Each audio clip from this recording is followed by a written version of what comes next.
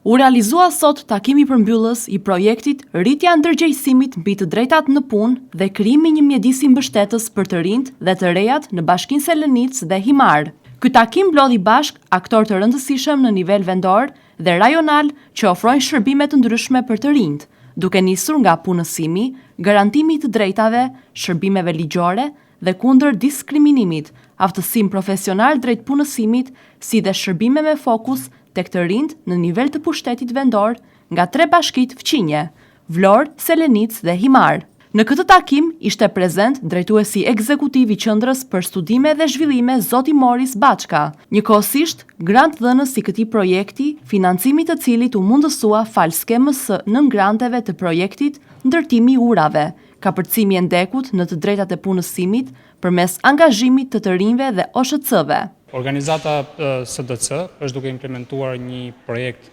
të financuar nga Bashkimi Evropian, ku pjesë kryesore janë fuqizimi të rinjve nëpërmjet organizatave të shoqërisë civile dhe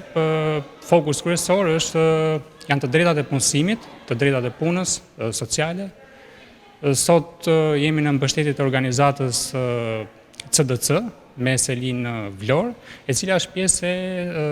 pjesë e skemës së SAP granteve të projektit total tonin. Takimi përfundimtar u ndal në prezantimin e rezultateve, arritjeve dhe sfidave të hasura gjatë implementimit të tij.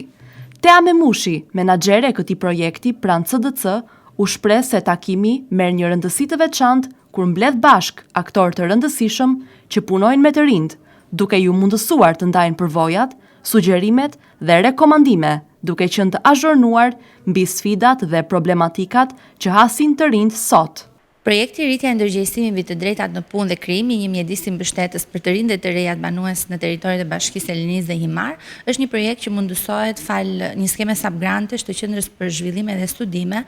me financim të delegacionit të Bashkimit Evropian në Tiranë.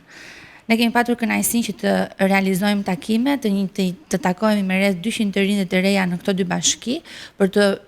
ndërgjegjësuar dhe rritur informimin lidhur me rastet e shkeljes së të drejtave ose jo, dhe pa diskutim krijimin e një mekanizmi ndërmjetësimi, referimi duke qenë një pikë kontakti edhe për te projektit në raste se kërkojnë informacion mbi këto çështje apo kërkojnë që të ndërmjetësojmë për shërbim ligjor, juridik, trajtimin e rasteve.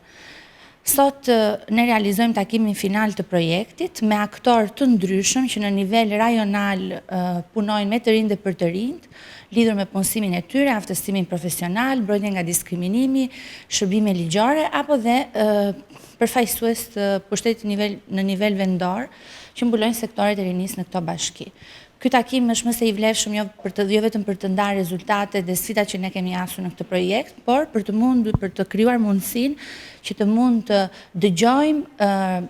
rekomandimet e tyre apo edhe sugjerimet të mundshme, duke qenë se janë, siç e përmenda, aktorë që punojnë në përditshmëri dhe njohin mirë nevojat dhe sfidat me të cilat hasin të rinjt sot.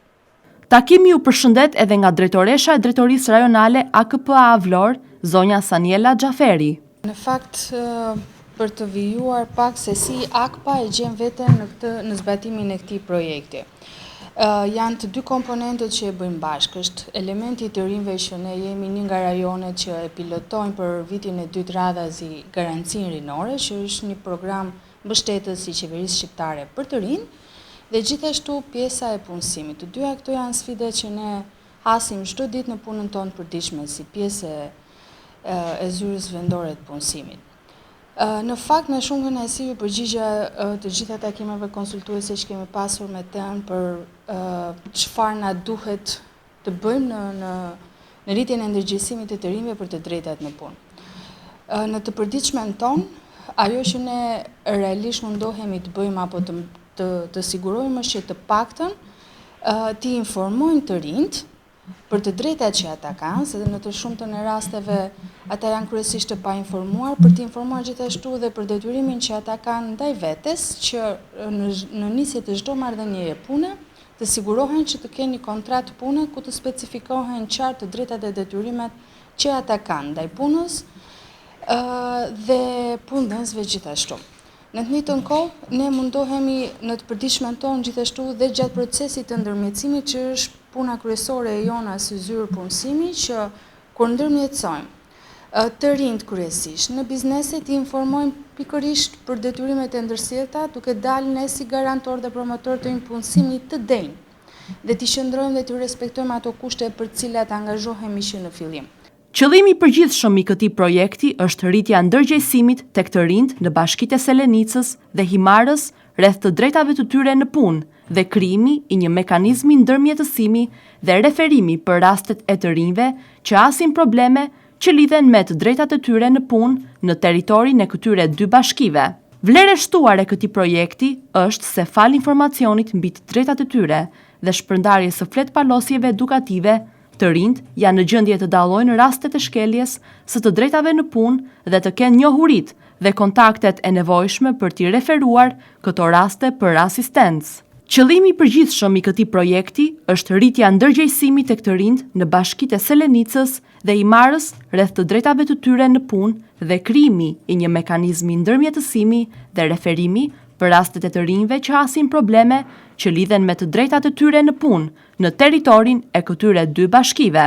Vlerë e shtuar e këtij projekti është se fal informacionit mbi të drejtat e tyre dhe shpërndarjes së fletpallosjeve edukative, të rinjt janë në gjendje të dallojnë rastet e shkeljes së të drejtave në punë dhe të kenë njohuritë dhe kontaktet e nevojshme për t'i referuar këto raste për asistencë.